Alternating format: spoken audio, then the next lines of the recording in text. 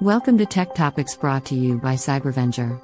We help keep small businesses stay protected and compliant with cutting-edge cybersecurity and IT solutions. Hello everyone, my name is Andy. I'm the Managing Consultant for Cybervenger. Today we're doing another deep dive into the 110 controls of the NIST 800-171 standard. Got a whole video all about what that standard's all about. Check that out if you don't know what I'm talking about. If you do, stay tuned and let's take a look at today's control. Today's control here, if you see, is 3.13.16. This one says, protect the confidentiality of CUI at rest. Okay, this is another one that sounds like a duplicate, but it's not. I'll talk about the subtle differences here.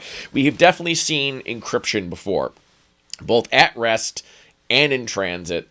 Talked about a couple of times here. But if you look at the second panel here, it says information at rest refers to the state of information when it is not in the process or in transit and is located on storage devices as specified as specific components of the systems. The focus of protection is at rest is not on the type of storage device or the frequency of access, but rather the state of the information. Organizations can use different mechanisms to achieve confidentiality protections, including the use of cryptographic mechanisms. Yeah. Okay, now this is duplicate right here, right? Yes, this is duplicate, but here we go.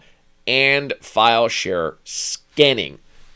Organizations may also use other controls, secure offline storage, blah, blah, blah. Where is it? Okay. Continuous monitoring to identify malicious code at rest. Look at that. That is new. Okay, so what's different about this one is, yes, you have to protect it. And again, it's being purposely vague about protect it. Figuring out how to protect is your problem. They're trying to call out certain things. And they're trying not to be vendor specific. We've already beaten the encryption horse to death. Use FIPS 140 approved. AES 256 is the way to go. All that stuff.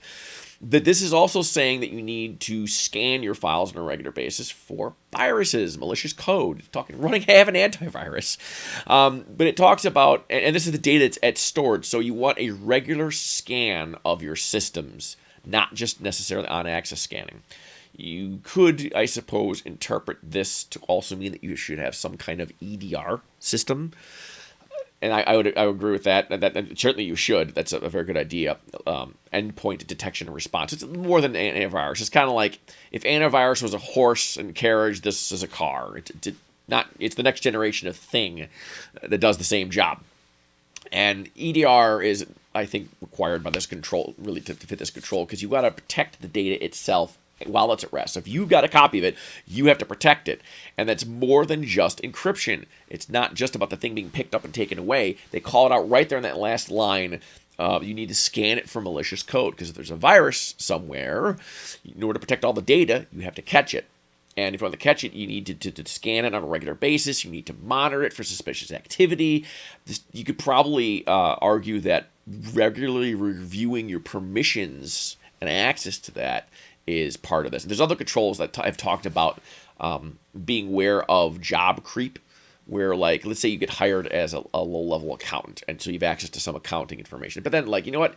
You're actually really good at marketing. We'll stick you over at marketing. Okay, now I've got access to marketing data. And, like, you know what? You've done great. We're going to put you in the management team. So now you're up here, but now you still have access to your old accounting data and the marketing data, even though now you're in charge of a sales team or whatever. You know what I mean? You get the idea. And all this permissions creep builds up over time. That's called out, I think, in other controls. I don't remember the name off the top of my head, but I've heard that we've talked about this before in these videos.